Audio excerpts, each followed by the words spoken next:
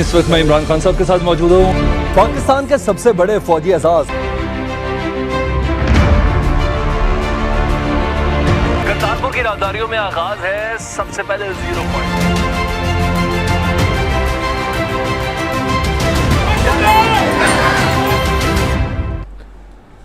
बिस्मिल्लाहिर्रहमानिर्रहीम। अस्सलाम वालेकुम। आपका दोस्त सलमान हैदर। दुआ उस परवरदिगार से कि उसने आपको और आपके अहले खाना को अपनी हिफ्ज़ो अमान में रखा हुआ।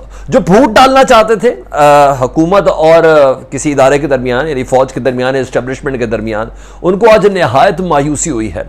असल मुद्दा निकलकर सामने आ गया, लेकिन अपनी तरफ से हर एक ने बहुत कोशिश की। स्पेशली सोशल मीडिया के कुछ फनकार ऐसे थे जिन्होंने इतनी कोशिश की कि किसी तरह इमरान खान और फौज के दरमियान कोई इख्तलाफ पुट करके दिखा दें, किसी तरह बता दें कि तारीख की बदतरीन सूरत हाल पर, बदतरीन नहज के ऊपर पाक फौज और हुकूमत के ताल्लुकात पहुंच चुके हैं। खबरें क्या क्या थी वो सारी मैं आपको डिटेल में बताऊंगा, और असल हकायक क्या थे, इनसाइड क्या है, वो भी डिटेल आपके साथ मैं इस वीडियो के अंदर शेयर करने जा रहा हूं। डिटेल्स तक आपने मेरे साथ रहना है। ये भी खबरें थी कि शायद इमरान खान साहब असम्बली तोड़ने लगे हैं, और सोशल मीडिया, मैंने बोला वो फिफ्थ जनरेशन वॉर का वो बेचारे हमारे मासूम, लेकिन हैं सीनियर दोस्त, हैं सीनियर, साफ साफी बताते हैं, जो कुछ भी बताते हैं वो इस तरह का इंस्ट्रूमेंट बने। उनकी इंफॉर्मेशन का आलम यह है कि इदारे तो इदारे, उनको बेडरूम तक की स्टोरीज भी पता होती हैं, और अपने आप को बहुत बड़ा इंटेलेक्चुअल साबित करने के लिए वो इस हद तक चले जाते हैं कि उनको यही नहीं पता होता कि बाद में जो उल्टी उन्होंने की है ना, वो उन्हें खुद खानी पड़नी है। मैं पूरी डिटेल में आपको बताता हूं कि दरअसल डीजी आईएसआई नदीम अंजुम साहब की तकर्री और जनरल फैज की कोर कमांडर पेशावर की तकर्री को किस तरह हवा बनाने की कोशिश की गई, किस तरह चाय की पहली थी भी नहीं, अच्छा उसमें तूफान बर्पा करने की कोशिश की गई। असल था क्या, या इससे पहले भी कभी हुआ या नहीं हुआ, ये सारी सिचुएशन क्या बनी, ये डिटेल में मैं आपके साथ बताता हूं। और रिक्वेस्ट ये है कि वीडियो को मुकम्मल जरूर देखिएगा, क्योंकि आपने प्रोपेगेंडा बहुत देख लिया। मैं इन लोगों को गद्दार तो कहता नहीं, मैं कौन होता हूं किसी को गद्दार कहने वाला, मैं इनको नासमझ जरूर कह सकता हूं। तो समझ के लिए किसी की कलमे सफेद होना या दाढ़ी का सफेद होना जरूरी नहीं है। कमेंट सेक्शन में आपने मुझे जरूर बताना है कि समझदार होने के लिए क्या होना बहुत ज्यादा जरूरी है। बहरहाल इनकी इन छोटी छोटी सी काविशों को, जो बेवकूफ़ी के चक्कर में, रेटिंग के चक्कर में और लाइक्स के चक्कर में इन्होंने इंडिया को जो बकवास करने का जो मवाद दिया, इंडियन मीडिया को जो मवाद दिया, उसका भरपाई कौन कर पाएगा। खैर मैं कोशिश कर रहा हूँ एक व्लॉग ऐसा बना के कि शायद उसकी कोई भरपाई कर सकूँ, लेकिन हाँ वो कहते हैं ना, जुबान कहती तू मुझे मुंह से निकाल, मैं तुझे शहर से निकालूंगी। हाँ, इन्होंने अपने आप को ही, अपनी क्रेडिबिलिटी ही मुतासिर की है। डिटेल में जाते हैं। अगर चैनल पहली बार देखें तो सब्सक्राइब कर दें, बेल आइकॉन दबा दें, और कमेंट सेक्शन में आपने मुझे जरूर बताना। मायूस हैं जी, मुल्क दुश्मन मायूस हैं, ना समझ मायूस हैं। सब मुल्क दुश्मन नहीं, ना समझ भी मायूस हैं। उन्होंने अपनी एफिशिएंसी और जरूरत से ज़्यादा इंफॉर्मेटिव होने का जो क्राइटेरिया है ना, उसको साबित करने के लिए न जाने क्या क्या कोशिश की। मामला एक तकर्री का जी, बल्कि दो तकर्री का, जनरल फैज हमीद साहब की कोर कमांडर पेशावर और जनरल नदीम अंजुम साहब की डीजी आईएसआई। सिर्फ इतना सा मामला है। इस मामले को किस किस पैराए पे लिया गया, पहले ज़रा थोड़ा सा मैं आपको अपने सोशल मीडिया के जो सार्फिन नहीं, सोशल मीडिया को चलाने वाले जो लोग हैं, उनकी ज़रा थोड़ी सी जहनी अप्रोच तो बता दूँ। टफ का मकाम है, अपने पर करनी भी चाहिए, करनी, अगर कहीं गलत है उस पर करनी भी चाहिए, उसमें कोई ऐसी, मुझे कोई यार नहीं है, मुझे कोई यार नहीं। इसलिए कमेंट सेक्शन हमेशा खोल के रखता हूँ कि मेरी सलाह करें, मुझे समझाएं, आज भी मुझे बताएं। इन्होंने कहा जी दरअसल डीजी आईएसआई की जो तैनाती है ना, वो जायचों के अंदर नहीं आ रही। हमारे सीनियर लोग हैं जिनकी मैं बात कर रहा हूँ, वो इमरान खान साहब का एक रूहानी सर्कल है, उसके जायचों की, सितारों की चाल के अंदर ना डीजी आईएसआई नदीम अंजुम साहब की तैनाती नहीं आ रही, इसलिए उसका नोटिफिकेशन जारी नहीं हुआ। अच्छा जी, एक ये था।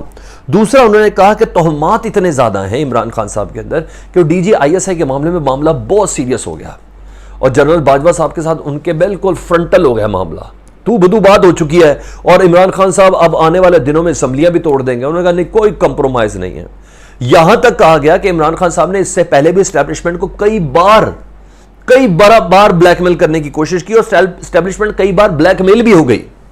ये भी बताइएगा जरा, ये घरों की लड़ाइयां चल रही हैं, शायद इनके मोहल्लों की लड़ाइयां चल रही हैं, कई बार ब्लैकमेल भी हो गई, और इमरान खान साहब को उतना प्ले दिया गया स्पेशली IR, इंटरनेशनल रिलेशंस के हवाले से, जो शायद जिंदगी में कभी भी किसी वजीर आजम को नहीं दिया गया। एक ये पॉइंट दिया गया। अच्छा, इमरान खान साहब के ब्लैकमेल करने के अलावा उन्होंने कहा दरअसल यह मामला ना जिसकी बिना पर स्टैब्लिशमेंट नहीं मान रही इमरान खान साहब की ख्वाहिश को। इमरान खान साहब की ख्वाहिश क्या बता रहे हैं वो ये भी बताता हूं। इमरान खान साहब की ख्वाहिश है अकॉर्डिंग टू ये सोशल मीडिया बुतों के चक्कर में यह है कि इमरान खान साहब ना जनरल फैज हमीद साहब को ना एक्सटेंशन देना चाहते हैं कि वो कुछ मजीद DG ISI रहे उनकी, और इस क्योंकि उनके लिए वो बहुत लकी साबित हुए हैं और वो उनकी जो तैनाती है उसको लेते हुए वो समझते हैं कि पाकिस्तान की पॉलिसीज़ को हम बहुत अच्छे से दुनिया के अंदर रोशनास भी करा सकते हैं और रेड भी उसकी पाकिस्तान के अंदर नाफिज कर सकते हैं। हालांकि टेक्निकल चीज़ ये है, जनरल फैज़ हमीद साहब की जितनी जॉब रह गई उनको 1 साल के लिए किसी कोर को हर हाल में संभालना है, 12 महीने उन्हें संभालना है। उसके बाद वो एक नेक्स्ट लेवल की तरक्की है, जिस लेवल पे भी जाएगी नेक्स्ट लेवल की वो तरक्की है। इतनी सी बात कैटेगोरिकली क्लियर है, कहीं भी ये इशू नहीं था, कहीं भी। अभी मैं बताता हूं, मैं आपको पूरे प्रूफ्स के साथ आपसे बात कर रहा हूं, पूरे जराए के कंफर्मेशन के बाद आपसे बात कर, कहीं भी ये इशू नहीं था। अच्छा जी, उसके बाद उन्होंने कहा कि अब मामला army chief general Qamar Javed Bajwa की ना बिल्कुल सुई अड़ चुकी है, क्योंकि फौज का डिसिप्लिन और अंदरूनी निज़ाम चैलेंज कर दिया है। फौज का डिसिप्लिन चैलेंज कर दिया वज़ीर आज़म इमरान खान साहब ने और अंदरूनी निज़ाम चैलेंज कर दिया, जिसकी बिना पर अब बात गलती नजर नहीं आ रही। ठीक है जी, या तो DG ISI रहेंगे या जनरल बाजवा साहब रहेंगे, यानी बात यहां तक ले गए। उन्होंने बोला कि जनरल फैज साहब को भी किसी आजमाइश में डाला गया है, क्योंकि ये एक रूहानी दुनिया है जिसकी बिना पर जनरल फैज साहब को DG ISI रहना चाहिए। बकवास थी ये सब, ऐसा कुछ भी नहीं था। प्रोसीजरल कुछ इश्यूज थे, लकूनास थे, जिसको उस तरीके से फॉलो नहीं किया गया, सिर्फ इस हद तक बात थी, इसके अलावा कुछ भी नहीं था। प्रोसीजरल मामला ये थे जो मेरी समझ में आया, प्रोसीजरल मामला ये थे कि शायद चंद नामों के हवाले से कुछ रिकमेंडेशन आर्मी चीफ की तरफ से जाती है। आर्मी चीफ को ज़्यादा पता है ना कौन सा जर्नल ऐसा है जो ISI की पोस्ट के लिए वो एक सर्टन प्रोसीजरल वे में वज़ीर आज़म पाकिस्तान इमरान खान तक पहुँचाएंगे। अच्छा जी, उसकी तकर्री के अलावा कोई भी नहीं था।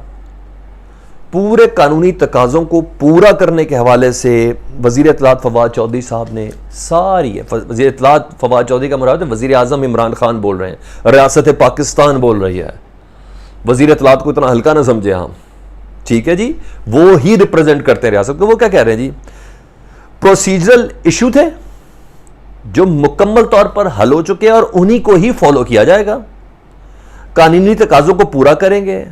कोई शक नहीं है DG ISI की तैनाती वज़ीर आज़म इमरान खान के पास है, हक वही रखते हैं, उनके ही दायरा इख्तियार में है। और वज़रात को आर्मी चीफ और वज़ीर आज़म की मुलाकात भी खुशगवार माहौल में हुई, तवील मुलाकात भी हुई, कोई भी ऐसा इशू नहीं है जिसको बनाने की कोशिश की जा रही है।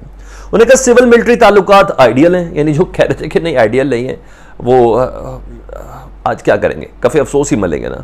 उन्हें कि नए DG ISI की तकर्री का सारा मामला हल हो चुका है और सदर इस हवाले से वज़ीर आज़म ने DG ISI की तकर्री के हवाले से काबीना को एतमाद में भी ले लिया है और इसलिए कोई प्रोसीजरल मामला ऐसा है नहीं, ना ही ये बड़ा ज़बरदस्त जुमला है। उन्हें कहा वज़ीर आज़म ऑफिस कभी भी नहीं चाहेगा उन तमाम अफराद को, आज ना बहुत सुकून से नींद आनी है, या आए ना, अगर होगी गैरत तो नींद भी नहीं आएगी। उन्हें कहा वज़ीर आज़म ऑफिस कभी भी नहीं चाहेगा, ये वज़ीर आज़म ही कह रहे हैं, कभी भी नहीं चाहेगा कि ऐसा कदम उठाएं जिससे फौज या सिपह सालार की इज्जत में कोई कमी आई हो। कभी भी वज़ीर आज़म पाकिस्तान इमरान खान या उनका ऑफिस ऐसा कोई कदम नहीं उठाएगा। साथ साथ उन्होंने कहा कि यह भी बता दूं, ना ही पाकिस्तान की फौज या सिपह सालार कोई ऐसा कदम उठा सकती है या उठाएगी जिससे फौज या सिविल सेटअप की हवाले से किसी किस्म की इज्जत में कोई कमी आई हो। इसके बाद किसी को कन्फ्यूजन रह जाती है तो मेरा ख्याल उन तमाम व्लॉगर्स, मेरे सीनियर्स भी वो हैं, उन तमाम को ना तरदीद में, या झूठ का जवाब मजीद झूठ के साथ दें तो मुझे नहीं मालूम, लेकिन तरदीद में एक व्लॉग तो या कम से कम सॉरी ज़रूर करना चाहिए। ये मोहल्ले की लड़ाइयाँ नहीं है, ये गली मोहल्लों का मामला नहीं है। सोशल मीडिया में तो जो जिस तरह मर्जी आके कहता रहे, मगर सच तो सामने आना ही आना है। तमाम मामला बिल्कुल क्रिस्टल क्लियर है और किसी किस्म की पोस्टिंग और ट्रांसफ़र के हवाले से कोई कन्फ्यूजन भी नहीं है। प्रोसीजरल इशू मैं तब भी मान रहा हूँ जब वजीर इत्तलात यानी इमरान खान साहब खुद कह रहे हैं कि प्रोसीजरल इशू था, वो बिल्कुल रिजर्व हो चुका है, कानून के तमाम तकाजों के मुताबिक ये तैनातियां हुई हैं और होंगी। ये अपडेट्स थी, मैंने कहा मैं आपके साथ शेयर कर दूं। वीडियो अच्छी लगी हो, क्रॉस चेक किया आपने तो इसको शेयर ज़रूर कीजिएगा। अपना बहुत ज़्यादा ख्याल रखें। अल्लाहुम्मा सल्ली अला मुहम्मदिन व आले मुहम्मद।